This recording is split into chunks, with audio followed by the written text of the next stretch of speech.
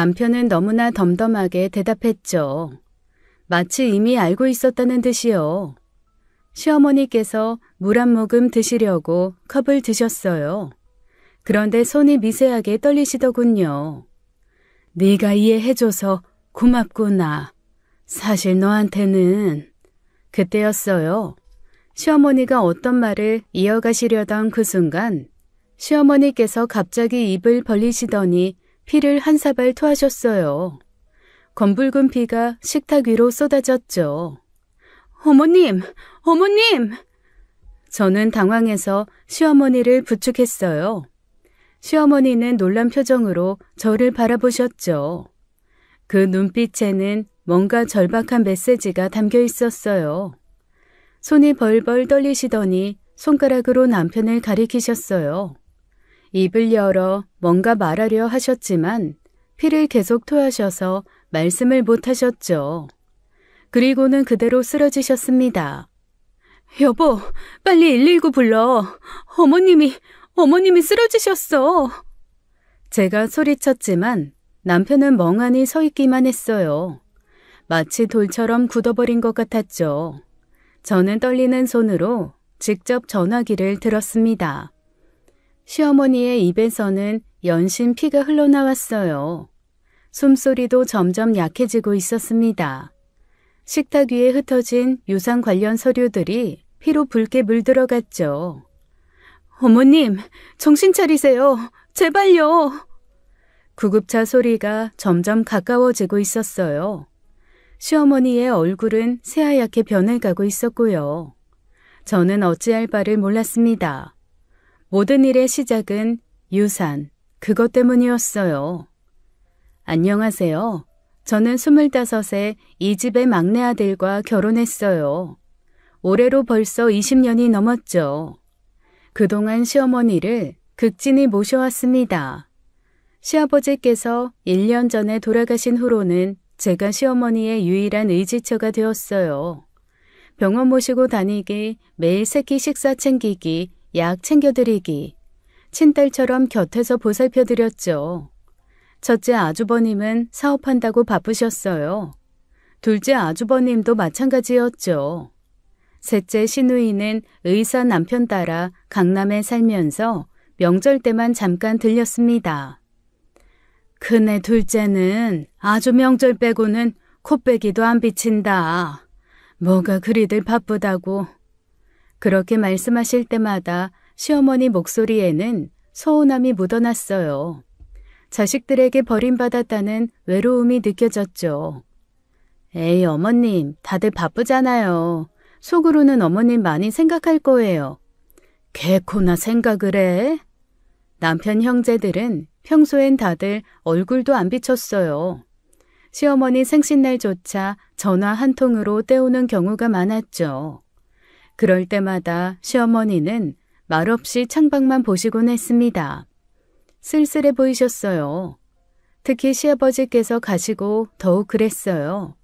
다른 자식들은 아버지가 돌아가시면 더욱 어머니를 챙긴다는데 저희 시댁에는 해당 사항이 없는 이야기였네요. 덕분에 제가 열심히 어머님을 모셨습니다. 그래도 저는 불평하지 않았어요. 아니, 불평할 수 없었다는 게 맞겠죠. 14년 전 그 일이 있었거든요. 친정아버지가 위암 판정을 받으셨어요. 의사는 쉽지 않다고 말했죠. 그날 밤 화장실에서 혼자 얼마나 울었는지 몰라요. 아버님, 저희 친정아버지가 위암 3기래요. 사돈이 암이라고. 그때 시아버지 얼굴에 스친 그 표정을 지금도 잊을 수 없어요. 진심으로 안타까워 하시는 게 느껴졌죠. 이후 시아버지께서는 저희 아버지 치료비 5천만 원을 선뜻 내주셨습니다. 그것도 모자라 미국에서 들어오는 신약 치료비까지 대주셨어요. 사돈을 살려야지. 돈 걱정하지 말고 당장 큰 병원부터 알아봐. 아버님, 감사해요. 그리고 죄송해요. 뭔 소리야, 죄송하다니. 우리가 남이냐. 이상한 소리 말고 어서 병원이나 알아봐라. 그 순간 시아버지 눈가에 눈물이 맺히는 걸 봤어요. 그 덕분에 친정아버지는 기적적으로 암을 이겨내셨어요. 14년이 지난 지금도 건강하게 살아계시죠. 그 은혜를 어떻게 잊을 수 있겠어요. 그런 시아버지께서 돌아가신 거였습니다. 저 역시 마음이 매우 아팠죠. 우리 준호 서연이 공부한다고 밥은 제때 먹고 다니니? 할머니가 용돈 좀 줄게. 할머니 괜찮아요. 엄마 아빠가 용돈 충분히 줬어요. 아이고 이것들이 그래도 할머니 주는 건 따로야. 받아. 손주들을 보실 때만큼은 시어머니 얼굴에 진짜 행복이 피어올랐어요. 유일하게 마음 놓고 웃으시는 순간이었죠. 그런 어느 날이었습니다. 남편 형제들이 모두 시어머니 집에 모여 있었어요. 명절도 아닌데 이렇게 다 모인 건 처음이었죠. 시어머니께서 중요한 발표가 있다고 형제들만 오라고 하셨거든요. 첫째 아주버님부터 막내인 제 남편까지 모두 긴장한 표정이었어요. 특히 첫째 아주버님은 다리를 떨면서 계속 시계만 들여다보고 계셨죠. 다들 재산 분배 이야기일 거라고 예상했기 때문이었어요. 시아버지께서 돌아가시며 모든 재산을 시어머니에게 상속하셨거든요. 시어머니께서는 때가 되면 자식들에게 분배를 한다고 하셨어요. 오늘이 그날이라고 생각들 한 거였죠. 오늘 너희를 부른 건 다름이 아니라 아버지 유언 때문이야. 유언? 무슨 유언? 아버지가 무슨 유언을 남기셨는데 난 그런 소리 못 들었는데. 공식적으로 남긴 유언은 아니고 평소 나한테 하던 말이야. 뭔데? 빨리 말해봐. 첫째 아주버님 목소리에 기대감이 섞여 있었어요. 손을 비비면서 앞으로 몸을 기울이셨죠. 너희 아버지가 돌아가시기 전에 이러셨다. 자신의 전 재산을 사회에 기부하고 싶다고. 빈몸으로 와서 빈몸으로 가는 게 맞다고. 순간 거실 공기가 얼어붙었습니다. 첫째 아주버님 얼굴이 새빨갛게 달아올랐어요. 뭐라고? 기부? 엄마, 지금 농담하는 거지? 우리 엄마 개그가 좀 늘었네. 농담 아니야. 너희 아버지가 남기신 거 다 기부할 거야. 전부 다? 엄마, 아버지 재산을 전부 다 기부한다고? 아주버님들은 입을 다물지 못하셨어요. 셋째 시누이도 얼굴이 새하얗게 질렸죠. 엄마야, 엄마 괜찮아? 혹시 막 머리 아파? 그것도 아니면 그게 지금 무슨 말이야? 그럼 엄마 자식들은, 우리들은 뭐가 되는 거야? 너희들 다 잘 살잖아. 큰애는 사업자라고 둘째는 멀쩡히 회사 다니고 특히 미경이 너는 의사 남편 만나서 떵떵거리면서 잘 살잖아. 아니야 엄마, 나 못 살아. 첫째 아주버님이 주먹을 불끈 쥐었어요. 테이블을 내리칠 듯한 자세였죠. 엄마, 이건 아니지. 그거 엄마가 상속받았지만 우리 지분도 있는 거야. 내 남편 돈이 내 돈이지. 그냥 내 돈 내 맘대로 쓰겠다는 거야. 난 네 아버지 유지 받을란다. 엄마, 다시 한번 생각해봐. 이건 정말 아니야. 엄마, 너 지금 진짜 어이없다. 알아? 시누이가 울먹이기 시작했어요. 하지만 그 눈물이 진짜인지는 모르겠더군요. 너희 잘 키워줬잖아. 그러니 이제 각자 알아서 살아. 그게 아버지 유지라면 따르는 게 맞지 않겠소? 우리 형제들이 지금 돈이 궁한 처지도 아니잖아. 제 남편만 조용히 시어머니 의견을 받아들였어요. 그 모습에 다른 형제들이 남편을 노려봤죠. 야, 최진호 정신 차려. 그러고 싶으면 네 몫만 기부해. 난 싫어.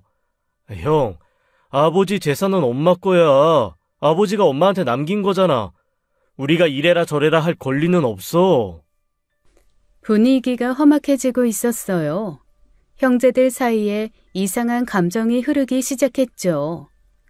아무튼 그렇게들 알고 다들 가라. 엄마! 아이고 가라니까. 시끄럽다. 그렇게 형제들은 쫓겨나듯 집을 나가게 되었죠. 아주버님은 형제들을 불렀어요. 집 근처 카페에 모여 상의를 했죠. 다들 살벌한 표정이었어요. 도대체 엄마가 왜 이러는지 모르겠다. 요즘 뭐 무슨 일 있어? 형, 엄마 혹시 치매 아닐까? 갑자기 재산 기부한다는 게 정상은 아니잖아. 둘째 아주버님의 목소리에는 불만이 가득했어요. 시어머니 재산을 당연히 받을 거라 생각했나 봅니다. 셋째 시누이는 커피잔을 돌리며 입술을 깨물고 있었어요. 무언가 깊은 생각에 빠진 듯 했죠. 내가 조금 전에 전화해서 남편한테 물어봤더니 노인성 우울증일 수도 있대. 아빠 돌아가시고 나서 외로우셨나 봐. 그러니까 이놈아, 내가 너 엄마 자주 찾아뵈라고 했냐 안 했냐? 이럴 때 딸이 엄마를 챙겨야지 시커먼 사내 새끼들이 챙길까? 네가 손 놓고 있으니까 엄마가 삐져서 저러잖아. 시커먼 사내 새끼들은 자식 아니냐? 오빤 뭐 했는데? 엄마는 정신 멀쩡해. 첫째 아주버님 주먹이 테이블을 내리쳤어요. 커피잔들이 덜그럭 소리를 냈죠. 야, 최준호, 넌 도대체 누구 편이냐? 이럴 때는 좀 하나된 마음으로 움직이자, 어? 자식들이면 엄마 뜻도 존중할 줄 알아야지. 존중? 말은 참 잘해. 너는 그래도 엄마랑 같이 살면서 챙김 받았잖아. 우리는 뭐냐? 뭐 하나 받은 것도 없는데 이제 와서 버림받는 거야? 막내야, 네가 엄마 설득해봐. 네 말은 들으실 거 아니야. 엄마가 뭐 내 말을 특별히 듣겠어? 형들이 직접 해. 분위기가 점점 험악해졌어요. 형제들 눈빛에서 서로를 향한 불신이 보였죠. 20년간 봐온 이들이 맞나 싶을 정도로 낯설었습니다. 결국 그날 아무런 해결책도 내놓지 못한 남편 형제들이었어요. 일주일 뒤 다시 보자는 말을 하고는 헤어졌어요. 그리고 며칠 뒤 첫째 아주버님이 또 형제들을 소집해서 회의를 열었습니다. 도심 외곽 카페에서 모이자고 했죠. 이번에도 첫째 형님과 둘째 형님이 함께 왔어요. 아주 심각한 표정으로 나타났죠. 다들 잘 있었냐? 야, 난 통 잠도 못 자겠더라. 내가 몇 가지 알아봤는데 엄마가 갑자기 재산 기부하겠다는 건 정신병 때문일 수도 있대. 정신병? 아니, 무슨 근거로 그런 말을 하는 거야? 내 친구가 정신과 의사야. 노인성 치매나 우울증 환자들이 갑작스러운 결정을 한대. 소견서도 받을 수 있어. 그리고 전에 매제도 비슷한 말 했다며. 맞아. 상철 씨도 그 말 했다니까. 내가 저번 주에 말했을 때는 다들 뭘 들었어? 첫째 아주버님이 서류를 꺼내 보였어요. 정신과 진단서 양식이었죠. 순간 소름이 돋았습니다. 아주버님이 대체 어디까지 갈 생각인지 갑자기 무서웠어요. 아주버님, 정신과라뇨. 그게 무슨 말씀이세요? 오빠, 그래서 뭘 어떻게 하겠다는 건데? 자식 2명이 동의하면 엄마 정신병원에 입원시킬 수 있어. 치료 받으셔야 하니까. 그리고 내가 성년 후견인 신청하면 우리 재산 지킬 수 있어. 와, 진짜 말도 안 되는 계획이었어요. 그러니까 뭔가요? 시어머니 재산을 뺏기 위해 시어머니를 정신병원에 넣자는 말을 그럴듯하게 하고 있는 거였어요. 저런 무시무시한 말을 아무렇지 않게 뱉어내는 아주버님이 소름 돋았습니다. 그 순간 남편이 벌떡 일어났어요. 얼굴이 불그락 푸르락 했죠. 형, 미쳤어? 그러니까 돈 때문에 멀쩡한 엄마를 정신병원에 가둔다고? 이 새끼가 누가 들으면 폐륜아인 줄 알겠네. 멀쩡하다고? 야, 갑자기 재산 다 기부하겠다는 게 정상이냐? 이게 다 엄마를 위한 거야. 맞아요, 서방님. 어머님도 저러시는 거 나중에 후회하실 거야. 우리가 막아드려야지. 이들의 목소리가 점점 커졌어요. 20년 넘게 봐온 첫째 아주버님이 이렇게 무서운 사람이었나 싶었죠. 돈이 사람을 여기까지 몰고 가는구나 하는 생각에 등골이 서늘했습니다. 그런데 이 정신나간 의견에 동조하는 사람도 있더라고요. 형 말도 일리가 있어. 요즘 엄마 이상하긴 해.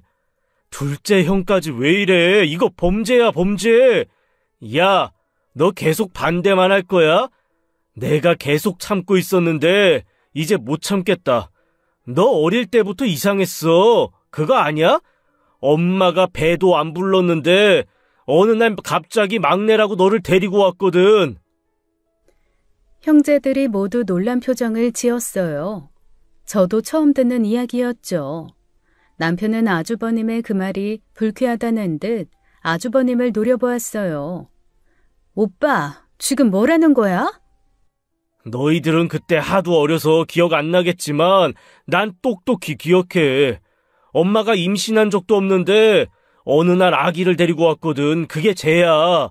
내가 볼 때 쟤는 첩년 자식이야. 아버지가 밖에서 실수해서 생긴 애라고. 엄마가 불쌍하다고 데리고 와 키운 거겠지. 아유, 아버지도 참. 형, 말 조심해. 근거도 없는 소리 하지 마. 근거?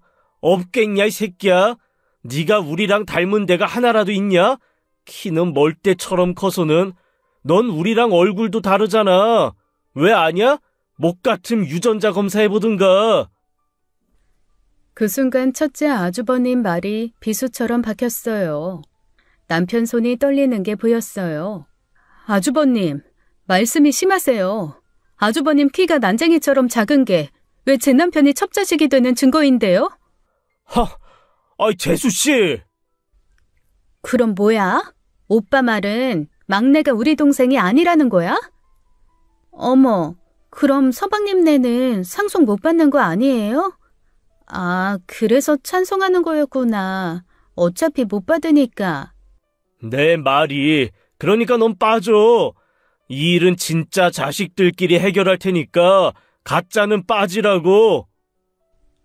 분위기가 험악해지고 있었어요. 형제라고 부를 수 없는 증오가 그들 사이에 흐르고 있었죠. 돈 앞에서 자기 동생까지 첩의 자식이라고 비꼬는 형이라니. 이 사람들이 정말 가족이 맞나 싶었죠. 돈 앞에서 이렇게 잔인해질 수 있다니요. 형, 아무리 화나도 그렇지. 정확한 것도 아닌데 그렇게 말하면 안 돼. 돼. 저 새끼 내 동생 아니니까. 돈이 만든 지옥이 바로 이런 모습이구나 싶었습니다. 결국 남편과 첫째 아주버님 사이에 큰 싸움이 벌어졌어요. 형, 헛소리 좀 작작해. 형이야말로 지금 엄마 돈 받고 싶어서 미친 거지. 누가 자기 엄마를 강제로 병원에 넣어? 이 새끼가 아까부터 큰 소리야. 그리고 보니 너 대가리 크고 나한테 맞아본 적 없지? 그리고 아주버님이 남편 뺨을 후려쳤습니다. 남편도 가만히 있지 않고 아주버님 팔을 잡았죠. 두 사람이 뒤엉켜 싸우기 시작했어요. 주먹이 오가고 옷이 찢어질 정도로 격렬했죠. 둘째 아주버님이 말리려고 했지만 역부족이었습니다. 형! 아이씨, 그만 좀 해. 사람들 다 쳐다본다. 그만하세요. 왜 형제들끼리 싸워요? 하지만 남편도 옛날처럼 아주버님에게 맞고 살던 아이가 아니었어요. 순식간에 첫째 아주버님을 제압해버렸죠. 그만해, 진짜. 계속 이러면 형이라고 안 봐줘. 남편에게 제압당한 아주버님은 자리에서 일어났습니다. 첫째 아주버님이 옷매무새를 다듬으며 얼굴을 붉혔어요. 방금 전 추태가 부끄러웠나 봅니다. 주변 모든 사람들이 우리를 쳐다보고 있었거든요. 에이씨, 야, 한 명만 더 동의하면 돼. 누가 할래? 누가 동의할 거야? 빨리 정해. 침묵이 흘렀어요. 그때였어요. 형, 내가 동의할게, 형. 둘째 아주버님 목소리가 작았지만 분명했어요. 그 순간 남편 얼굴이 배신감으로 일그러졌죠. 둘째 형까지 정말 이럴 거야? 막내야, 미안하지만 이게 최선이야. 나는 이게 엄마를 위한 거라고 생각한다. 남편이 허탈하게 웃었어요. 형제들을 차례로 바라보더니 고개를 저었죠. 형들, 돈 때문에 짐승은 되지 맙시다. 이러는 거 언젠가 반드시 후회해요. 후회 안 해, 이 새끼야. 야, 가자. 첫째 아주버님이 승리한 듯 비웃으며 자리를 떴어요. 다른 형제들도 하나둘 일어났죠. 이 사람들과는 더 이상 가족이 아닌 것 같았습니다. 돈이 만든 괴물들을 보는 것 같아 소름이 끼쳤어요. 그런데 더 놀라운 일은 며칠 뒤 일어났어요. 시어머니가 형제들을 불러 모으셨어요. 진석이 너희들이 날 정신병원에 넣으려고 한다며? 첫째 아주버님이 깜짝 놀란 표정을 지었어요. 그리고 바로 남편을 노려보았죠. 남편이 모든 것을 시어머니에게 이야기했다고 생각하는 듯 했습니다. 하지만 금세 태어난 척했죠. 엄마, 그게 아니라. 입 다물어. 내가 다 알고 있으니까. 시어머니가 서류 봉투를 꺼내셨어요. 대학병원 로고가 선명하게 보였죠. 서울대병원에서 정신감정 받았다. 아주 멀쩡하다고 나왔어. 치매도 우울증도 없다. 너 내가 그렇게 만만해 보이니? 엄마, 오해예요. 진우 저놈이 중간에 어떻게 말했는지 모르겠지만 우린 정말 엄마가 걱정돼서. 진우가 나한테 말한 거 아니다. 뭐? 그럼 엄마 어떻게? 그럼 미경이가 말했어? 지금 내가 어떻게 알았는지가 중요하니? 중요한 건 너희가 날 감금하려고 했다는 거지. 시어머니 목소리에 서늘한 분노가 담겨 있었어요. 자식들에 대한 실망이 고스란히 느껴졌죠. 20년간 모셔온 시어머니를 처음 보는 모습이었습니다. 고이한 것들. 난 분명하게 멀쩡한 거 증명했으니 이제 헛짓거리 할 생각들 말아라. 그 말에 모두가 침묵했어요. 시어머니의 한탄이 가슴을 찔렀죠. 결국 남편 형제들은 또다시 집에서 쫓겨났습니다. 그리고 며칠 뒤 더 황당한 사건이 터지고 말았어요. 시어머니가 지방의 친척을 만난다고 자리를 비우셨어요. 이틀 정도 집을 비운다고 하셨죠. 남편이 동행하려고 했지만 시어머니가 손사래를 치셨습니다. 나 혼자 갔다 올게. 고향 공기나 좀 쐬고 와야겠다. 엄마, 그래도 제가 같이. 내가 뭐 애기냐? 넌 집에서 네 마누라랑 애들이나 잘 챙겨. 그렇게 말씀하시고 시어머니께서는 집을 떠나셨죠. 그날 저녁 저희 가족은 오랜만에 외식을 했어요. 아들 준호, 딸 서연이와 함께 삼겹살집에 갔죠. 오랜만에 네 식구가 웃으며 고기를 구웠습니다. 그런데 집에 돌아왔는데 현관문이 살짝 열려 있었어요. 순간 소름이 쫙 돋았죠. 뭐야? 분명 문 잠그고 나왔는데. 아빠, 도둑 들었나 봐. 조심스럽게 집에 들어갔어요. 시어머니 방에서 쇠 긁는 소리가 들렸죠. 끽끽, 섬뜩한 소리였습니다.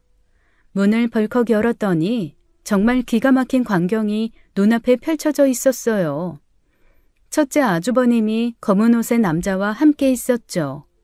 그 남자는 시어머니 금고 앞에 쪼그려 앉아 뭔가를 하고 있었어요.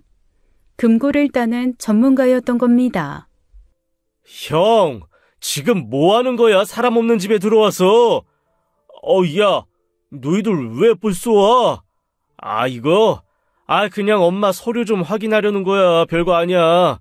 나가들 있어. 서류 확인? 저 사람은 또 뭐야? 뭐 전문가까지 불러서 엄마 금고 터는 거야? 참나, 이제 하다. 형, 이거 완전 도둑질이야. 경찰 부르기 전에 나가? 이게 참 말 쌍스럽게 하네. 도둑질? 야, 내가 우리 엄마 집에서 우리 엄마 금고 여는 게 도둑질이냐? 아저씨, 가세요. 경찰에 신고하기 전에. 남편이 금고 전문가를 막으려 다가갔어요. 그러자 첫째 아주버님이 무서운 표정으로 남편을 밀쳤죠. 야, 저번에도 너지? 이 박쥐 같은 새끼. 너 또 엄마한테 일러라, 어? 그땐 나도 가만 안 있어. 그 순간 아주버님의 눈빛이 정말 무서웠어요. 돈에 눈이 멀면 저렇게 변하는구나 싶었죠. 아이들이 겁먹어서 제 뒤로 숨었습니다. 그때였어요. 덜컹 소리와 함께 시어머니 금고가 열렸죠. 사장님, 열렸습니다. 첫째 아주버님이 헐레벌떡 금고로 달려갔죠. 두 손으로 미친 듯이 금고 안을 뒤지기 시작했어요. 그런데 아무것도 없었습니다. 뭐야, 씨발. 아, 왜 텅텅 비었어? 아니, 뭐야. 놀랍게도 금고는 완전히 비어 있었어요. 아니, 하나가 있었죠. 하얀 종이 한 장만 덩그러니 놓여 있었습니다. 아주버님이 떨리는 손으로 종이를 펼쳤어요. 그 쪽지를 읽는 순간 아주버님 얼굴이 하얗게 질렸습니다. 이건 뭐야? 말도 안 돼. 남편이 종이를 낚아채서 읽었어요. 첫째 최진석에게 너 내 뒷조사 하지 마라? 와, 야, 우리 엄마 대단하시다. 시어머니가 첫째 아주버님에게 남긴 경고 쪽지였어요. 마치 오늘 일을 다 예상한 듯한 메시지였죠. 첫째 아주버님이 휘청거렸어요. 벽을 짚고 겨우 서 있었죠. 엄마가 어떻게 알았지? 야, 진우야, 이걸 엄마가 어떻게 알아?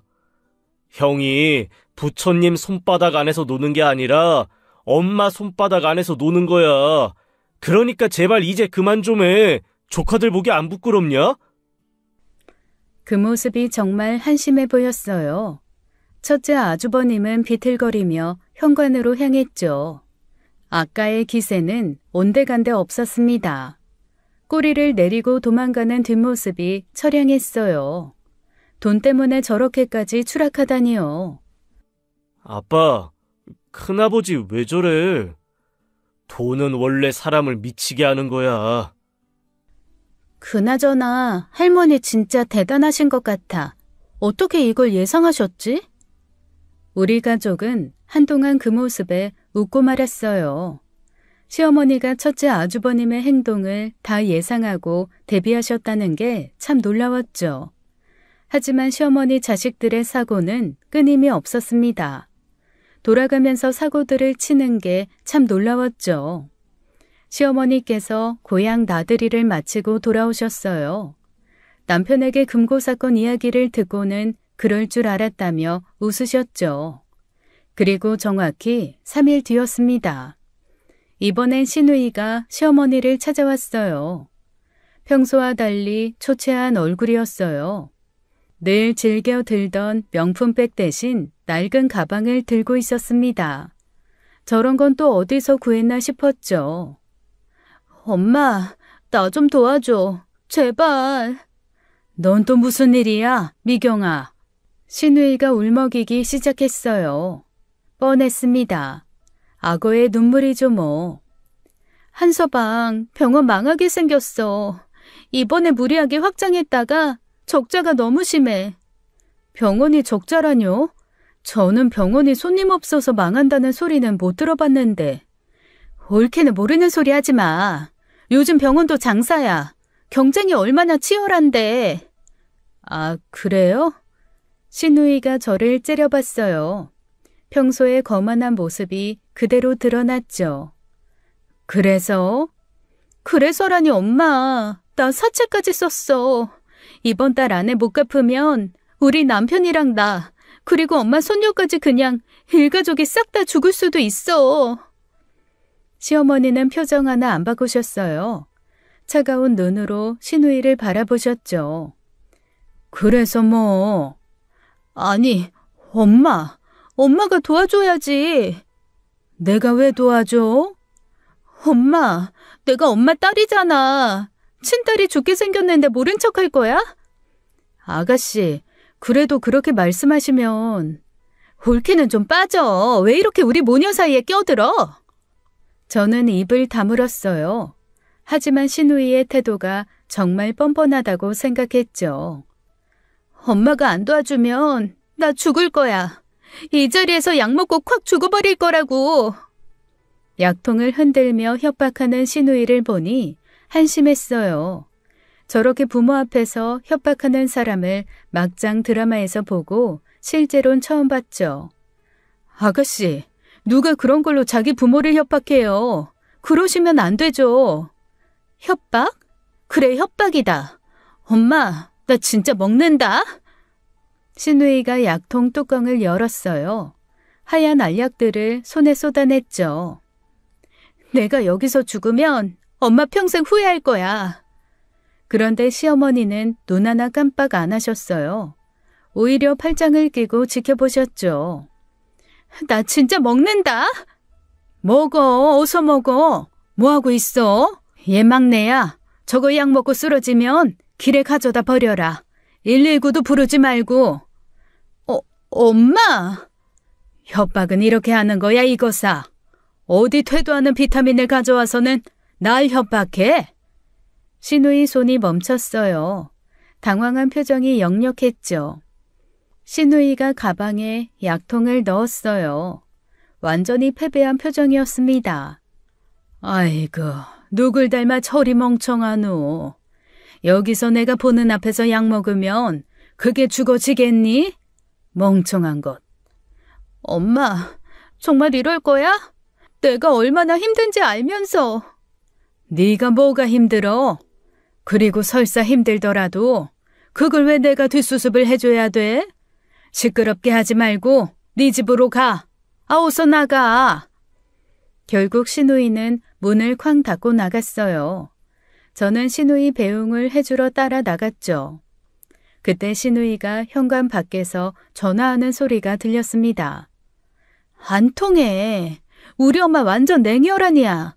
자기 딸이 죽겠다는데 어서 죽으래. 참나, 이제 어떻게 하지? 저 말을 듣고 기가 막혔어요. 어느새 시어머니께서도 제 옆에서 그 소리를 듣고 계셨죠. 시어머니 얼굴에 쓸쓸함이 묻어났어요. 자식들이 하나둘 돈의 노예가 되어가는 걸 지켜보는 심정이 어떨까요? 어머니, 괜찮으세요? 시어머니께서는 아무 말 없이 방으로 들어가셨습니다. 그날 밤 시어머니는 저녁도 제대로 못 드셨어요. 자식에게 배신당한 상처가 얼마나 컸을까요? 저는 그저 곁에서 시어머니를 위로해 드릴 수밖에 없었습니다. 그리고 며칠 뒤 진짜 큰 사건이 터지고 말았어요. 평온한 오후였어요. 시어머니와 차를 마시고 있는데 밖에서 사이렌 소리가 들렸죠. 그런데 그 소리가 우리 집 앞에서 멈췄습니다. 초인종이 요란하게 울렸어요. 문을 열자 사설대원 복장을 한 남자 둘이 서 있었죠. 정순자 어르신 계시죠? 긴급 보호 조치로 모시러 왔습니다. 긴급보호, 뭐요? 그게 무슨 말이에요? 남편이 달려나왔어요. 상황을 파악한 남편 얼굴이 붉어졌죠. 사설대원이 서류를 꺼내 보였어요. 자녀분들이 동의하셨습니다. 정신과 의사 소견서도 있고요. 시어머니가 거실로 나오셨어요. 무슨 일인지 아신 듯 차분한 표정이었죠. 니들 큰애랑 둘째가 보냈구나. 어르신, 저희랑 같이 가시죠. 치료받으시면 금방 좋아지실 겁니다. 사설대원이 시어머니 팔을 잡으려 했어요. 그때 남편이 그들 앞을 막아섰죠. 손대지 마. 우리 엄마 안 보내. 당장 우리 집에서 나가. 경찰 부르기 전에. 아드님 비키세요. 법적 절차입니다. 무슨 법적 절차요? 멀쩡한 사람 정신병원에 가둔다고요? 당신도 누군데? 어디서 왔는데? 저와 남편이 온몸으로 시어머니를 가렸어요. 하지만 육중한 몸의 사설대원들이 남편을 잡아 끌어내려 했죠. 형들이 미쳤구나. 돈 때문에 엄마를 정신병원에 넣으려고? 그때 시어머니가 침착하게 말씀하셨어요. 잠깐, 내가 서울대병원에서 받은 진단서가 있어. 정신 완전히 멀쩡하다고 나왔고, 그런데 날 데려갈 거야? 강제로 나 구금하면 강금죄야. 경찰도 부를 거야. 어머님, 제가 지금 112에 신고할게요. 저는 바로 휴대폰을 꺼냈어요. 실제로 112를 눌렀죠. 여보세요? 경찰서죠? 지금 저희 집에 사람들이 와서 저희 시어머니를 막 끌고 가려고 해요. 어서 와주세요. 사설대원들이 당황한 표정을 지었어요. 서로 눈치를 보더니 수군거렸죠. 그냥 철수하시죠. 경찰 오면 일 복잡해집니다. 사설대원들이 황급히 돌아갔어요. 사설 구급차도 부랴부랴 출발했죠. 시어머니가 깊은 한숨을 쉬었어요. 의자에 털썩 주저앉으셨죠. 결국 이 지경까지 왔구나. 어머니. 남편이 분노로 몸을 떨고 있었어요. 그때 제가 뭔가를 발견했죠. 여보, 저기 골목에 저 사람 아주버님 아니야? 아이씨, 형! 거기서 뭐해? 숨어서 구경하고 있어? 당장 이리 안 와? 첫째 아주버님이 골목에서 나왔어요. 남편과 눈이 마주치자 어쩔 수 없다는 듯 집으로 들어왔죠. 그 순간 시어머니가 첫째 아주버님을 보시더니 아주버님에게 다가가셨어요. 그리고는 손을 들어 뺨을 때리셨죠. 짝! 엄마! 너 누구냐? 네가 진짜 내 아들이 맞는 거니? 설마 했는데 진짜로 네 엄마를 정신병원에 넣으려고? 첫째 아주버님이 뺨을 감싸며 분노했어요. 엄마가 먼저 우리 버렸잖아. 그래서 날 미친 사람 만들려고 했어? 진서가. 아버지 유산, 나한테도 권리 있어. 법이 그렇다고. 나 소송할 거야. 유류분 소송할 거야. 그렇게 말하고 첫째 아주버님이 가버렸습니다. 시어머니는 그 자리에 주저앉으셨죠. 그리고 눈물을 흘리셨습니다. 엄마, 괜찮으세요? 내 탓이다. 다 내 탓이야. 내가 내 자식들은 지 아버지 마음 이해할 줄 알았지. 다들 잘 사니까, 누구보다도 잘 사니까. 나도 내 자식 배 곪고 있다고 하면 어찌 기부 따위를 생각하겠니. 그런데 그게 아니어서 자식놈들 다들 돈들을 쌓아두고 사니 선택한 거였는데 다 내 잘못이다. 어머니. 그날 밤 시어머니는 잠을 못 주무셨어요. 저도 남편도 잠을 잘 수 없었죠. 깊고 긴 밤이었습니다. 이틀 후 시어머니가 자식들을 모두 불러 모으셨어요. 시어머니 표정이 무언가 결심한 듯 단호했습니다. 너희들이 그렇게 원하는 네 아버지 유산, 그 유산을 나눠주려고 불렀다. 첫째 아주버님 눈이 번쩍 뜨였어요. 둘째와 시누이도 몸을 앞으로 기울였죠. 마치 굶주린 하이에나들 같았습니다. 엄마, 드디어 우리 엄마가 제정신 찾으셨네. 고마워, 엄마. 거봐. 우리가 다 생각이 있다니까. 엄마, 역시 우릴 사랑하시는구나. 아버지가 남기신 유산 중 내 몫은 네 아버지 유지대로 기부할 거다. 하지만 너희들 몫은 내가 정리해서 주마. 어머님, 현명한 결정이세요. 원래 이게 맞아요. 어머니, 대단한 결정하셨어요. 형제들이 서로 눈짓을 주고받으며 기뻐했어요.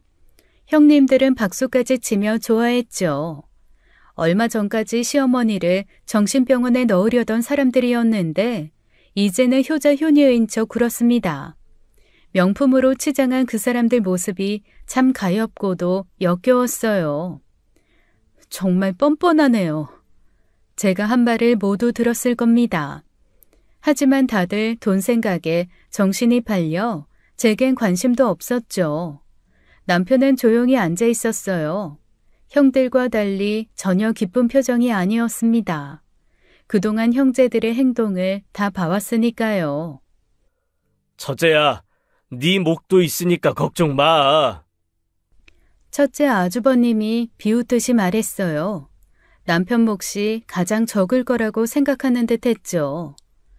그나저나 얼마나 되는 거야? 그럼 사거리 빌딩은 누구 거야? 그건 내 거지 이거사. 왜 오빠 거야? 난 땅으로 가져갈래. 대한민국에서는 땅이 최고래. 형제들의 탐욕스러운 눈빛이 번들거렸어요. 시어머니는 그런 자식들을 씁쓸하게 바라보셨죠. 저는 남편 손을 꼭 잡았어요. 남편 표정이 전혀 괜찮아 보이지 않았거든요. 꼭 무언가 사고를 칠 것처럼 보였습니다. 여보, 괜찮아? 괜찮아. 하지만 저는 설명할 수 없는 무언가 엄청난 일이 일어날 것 같은 불안감이 엄습했습니다. 마치 폭풍전야 같은 느낌이었어요. 시어머니는 곧 남편 형제들을 모두 돌려보내셨어요. 엄마, 조만간 법무사 끼고 확실히 해주세요. 네? 그래. 어서 가. 형제들이 하나둘 나갔어요. 그리고 시어머니가 남편을 조용히 불렀습니다. 진우야, 잠깐 나 좀 보자. 할 얘기가 있어. 남편과 저는 시어머니와 마주 앉았습니다. 시어머니 표정이 무거웠죠. 진우야, 오늘은 네 출생에 대해 얘기해야겠다. 엄마가 미안하다. 엄마, 무슨 말씀을? 넌 네 아버지 친자식이 아니야. 네? 지금 무슨... 너는 네 아버지 형님, 그러니까 네 큰아버지의 아들이다. 남편 얼굴이 창백해졌어요. 믿을 수 없다는 표정이었죠. 저는 이 놀라운 사실에 정신이 어질어질했어요. 그게 저한테 큰아버지가 있었다니요. 그분이 누군데? 아니, 큰아버지가 제 친부라고요? 네가 갓돌 지났을 때 아주버님이 교통사고로 돌아가셨어. 그래서 우리가 널 데려와서 키운 거야. 시어머니 눈에 눈물이 맺혔어요. 단 한 번도 난 널 내 자식이 아니라고 생각한 적이 없어. 그래서 차마 말하지 못했다. 미안하다, 진우야. 남편이 고개를 숙였어요. 어깨가 떨리고 있었죠. 그렇게 진실 앞에 그 누구도 한동안 말을 할 수 없었습니다. 해가 지고 늦은 밤이 되어서야 남편이 시어머니 방으로 갔죠. 이제라도 말해주셔서 고마워요, 엄마. 괜찮아요. 그래도 엄마는 여전히 제 어머니세요. 진우야, 고마워. 엄마도 우리 진우 여전히 내 아들이다. 시어머니가 남편 손을 꼭 잡으셨어요. 그때 남편이 놀라운 이야기를 했습니다. 엄마, 그럼 전 이번 유산 배분에서는 빠지는 게 맞겠네요. 잘 됐어요. 전 그 돈 받고 싶지 않았어요. 어머니가 쓰시는 게 맞아요. 미안하다, 진우야. 그래, 넌 네 아버지 유산에 대한 상속 자격은 없단다. 어쨌거나 아버지 자식은 아니니까. 그런데 진호야. 하지만, 그때였습니다. 시어머니가 갑자기 배를 움켜 잡으셨어요. 진호야, 배가... 그러더니 시어머니께서 입에서 피를 토하기 시작했어요. 검붉은 피가 쏟아져 나왔죠. 어머니! 시어머니가 그대로 쓰러지셨어요. 온몸이 경련을 일으켰죠. 여보, 119 불러. 빨리! 여보! 남편은 얼어붙어 아무것도 하지 못했습니다. 저는 떨리는 손으로 119에 전화를 걸었어요. 구급차가 도착하기까지 영원처럼 느껴졌어요. 시어머니는 의식을 잃으셨죠. 병원 응급실에서 의사가 나왔어요. 보호자분이세요? 네, 어머님은 괜찮으신가요? 독극물 중독입니다. 위세척하고 치료 중이에요. 독극물이요? 그게 무슨... 농약 같은 독성 물질을 섭취하신 것 같습니다. 네? 저는 충격에 말을 잃었어요. 누가 시어머니께 독을 탔단 말인가요? 일단 이 건은 저희 쪽에서 경찰에 신고를 했고요. 저는 온몸이 떨렸어요. 대체 누가 이런 짓을 했단 말인가요? 그때 제 눈에 남편이 보였습니다. 남편은 주먹을 쥐고 온몸을 떨고 있었어요. 집에 가자. CCTV 확인해야겠어. 지금? 어머니는? 당신이 잠깐 병원 지키고 있어. 금방 갔다 올게. 같이 가. 지금 어머님 치료 중이시니까. 저희는 급하게 집으로 돌아왔어요. 남편이 컴퓨터를 켜고 CCTV 녹화본을 확인하기 시작했습니다. 손이 부들부들 떨려서 마우스를 제대로 잡지 못하더군요. 저희는 최근 저장 내역 중 수상한 부분을 찾기 시작했습니다. 어제 아침. 어제 아침이면 우리 봉안당 갔을 때잖아. 맞아. 어머니가 아버지 뵙고 오자고 하셔서 여기. 화면에 어제 아침 9시 23분 영상이 나타났어요. 첫째 아주버님이 현관 앞을 서성이는 모습이 선명하게 보였죠. 주위를 살피더니 담을 넘어 집을 들어가는 모습이 찍혔습니다. 금고 사건 이후 집에 CCTV를 설치해 아주버님은 CCTV 존재를 모르고 있었어요. 담을 넘어? 10분 17초 후 아주버님이 다시 나오는 모습까지 찍혀 있었어요. 이 개새끼가 진짜로? 남편이 벌떡 일어났어요. 눈이 충혈되어 새빨갰죠. 남편이 현관으로 뛰어나갔어요. 저도 불안한 마음에 남편을 따라 나섰죠. 여보, 제발 이성적으로. 이성? 지금 우리 엄마가 죽을 뻔했는데 이성을 찾아? 난 그딴 거 몰라. 바로 차를 끌고 첫째 아주버님 집에 도착했어요. 남편이 현관문을 쾅쾅 두드렸죠. 나와! 최진석 당장 나와! 아이 뭐야. 야, 이 시간에 무슨 일이야? 대문이 열리자 남편이 아주버님 멱살을 잡았어요. 너지? 네가 어머니한테 독 탄 거 너지? 뭔 개소리야. 놔! 이거 놔! 너 CCTV에 다 찍혔어. 어제 아침에 우리 집 왔잖아. 너 담을 넘었더라? 그때 첫째 아주버님 얼굴이 순간 하얗게 질렸어요.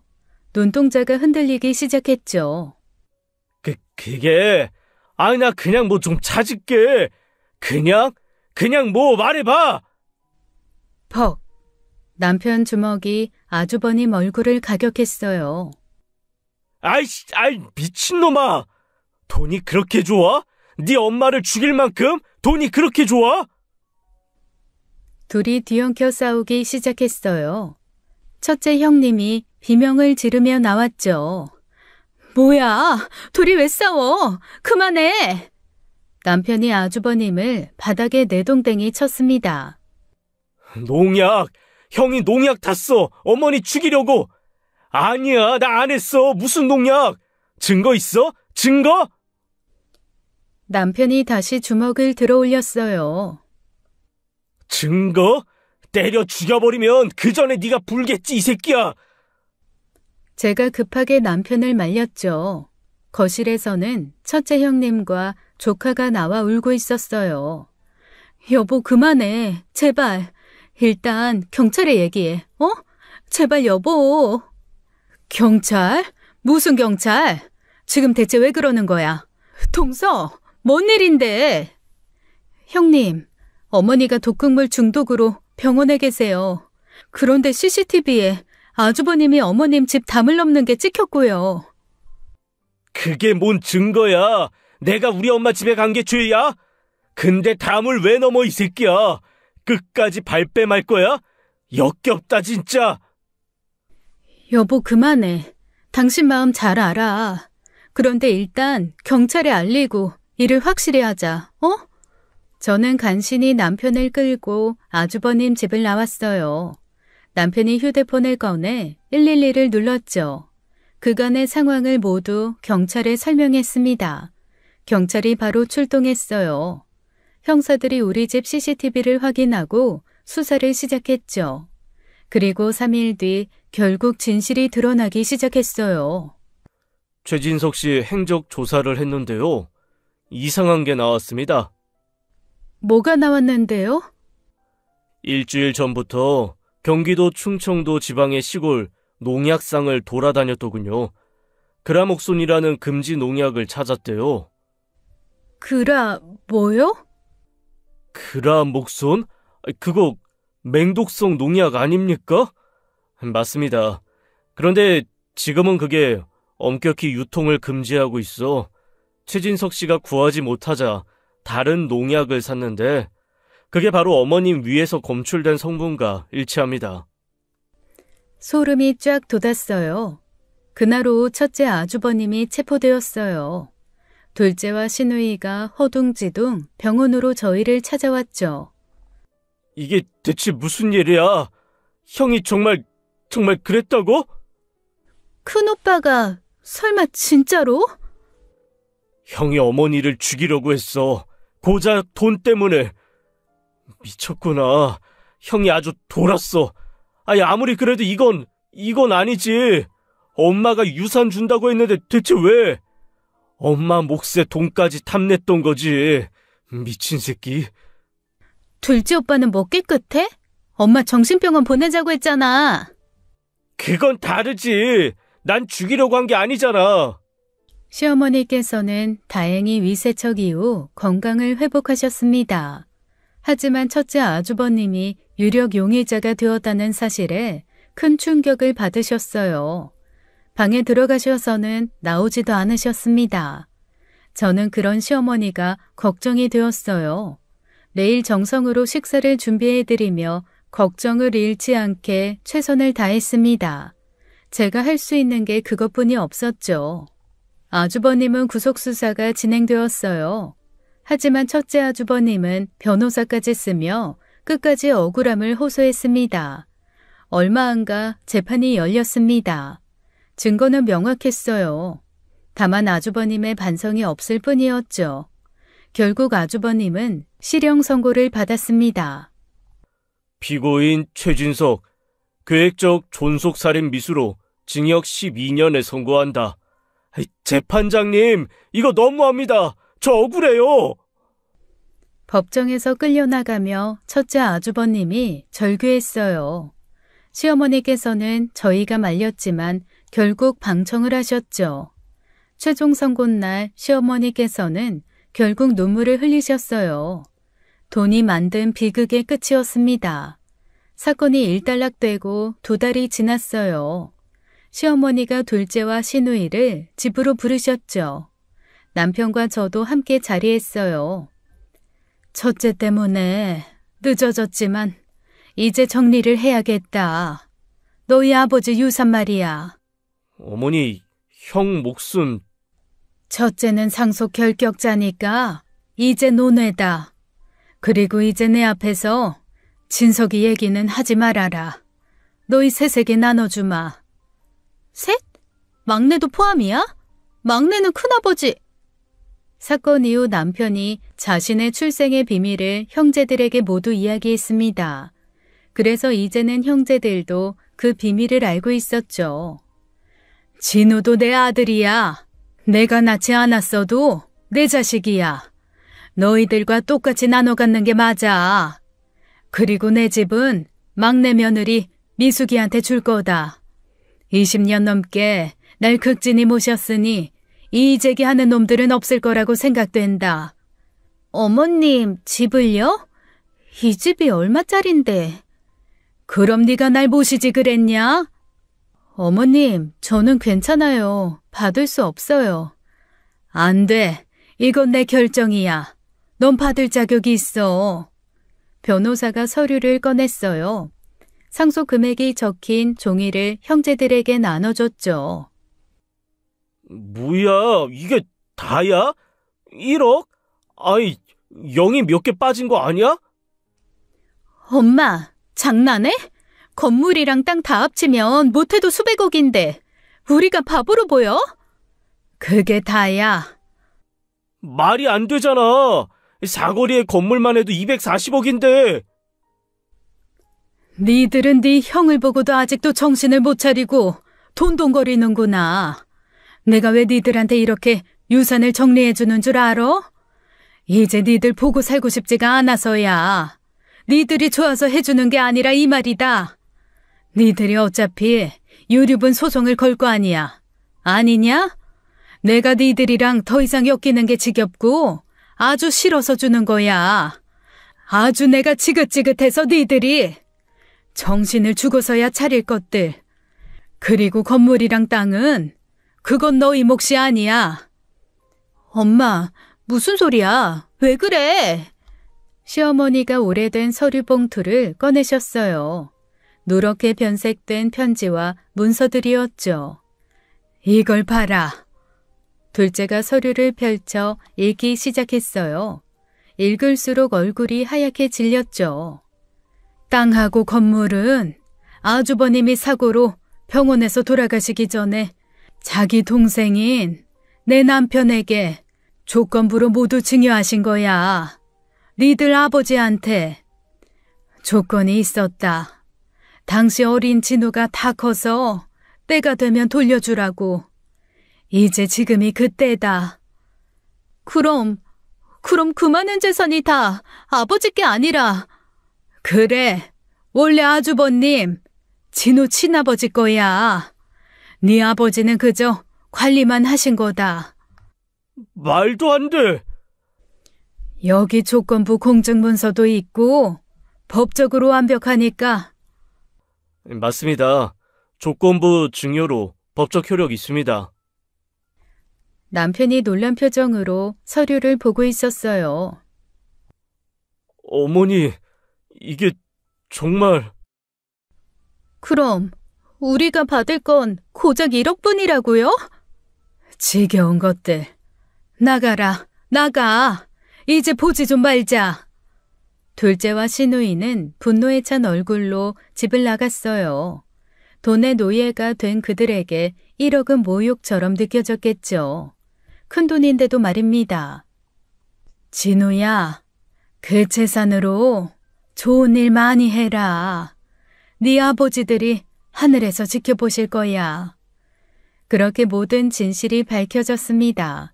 돈을 줬던 형제들은 텅 빈 손으로 돌아갔고 끝까지 어머니를 지킨 아들이 모든 것을 얻었죠.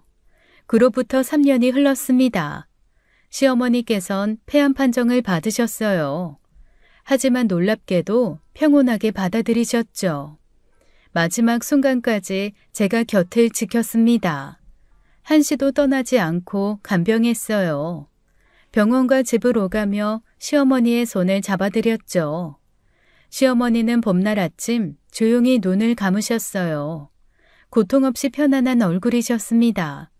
마치 오랜 여행을 마치고 집으로 돌아가시는 것 같았어요.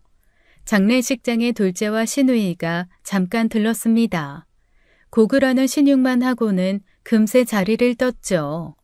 끝까지 그들의 관심은 유산이었어요. 하지만 시어머니는 이미 모든 것을 정리하셨더군요. 더 이상 자식들에게 한 푼도 가지 않도록요. 시어머니와 시아버지의 유언대로 복지재단을 설립했습니다. 시어머니 재산은 모두 재단 기금이 되었어요. 남편도 아버지들의 뜻을 따랐습니다.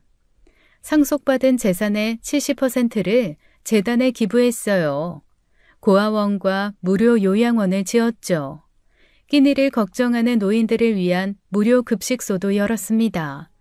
둘째와 시누이는 완전히 연을 끊었어요.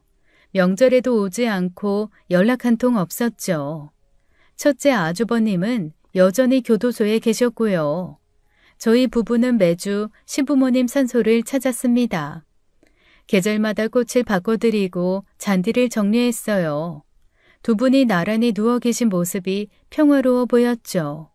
돈이 가족을 갈라놓았지만 시부모님과 저희는 여전히 가족이었습니다. 피 한 방울 섞이지 않은 시어머니와 남편이 진짜 모자였듯이요. 저희도 끝까지 시부모님의 자식으로 살아가고 있습니다. 오늘도 저는 시어머니가 주신 집에서 살고 있어요. 남편과 아이들과 함께 소박하지만 행복하게 지내죠. 가끔 시어머니 음성이 들리는 것 같습니다. 며느리야 고맙다고 사랑한다고 말씀하시는 것 같아요. 그때마다 저도 속으로 대답합니다. 저도 사랑해요 어머니라고요. 적선지가 필류여경이라고 했던가요? 선을 쌓은 집안에는 반드시 남은 경사가 있다고요. 돈을 쫓던 형제들은 모든 것을 잃었지만 사랑과 효도를 지킨 저희는 진짜 보물을 얻었습니다. 피보다 진한 것은 결국 마음이었어요.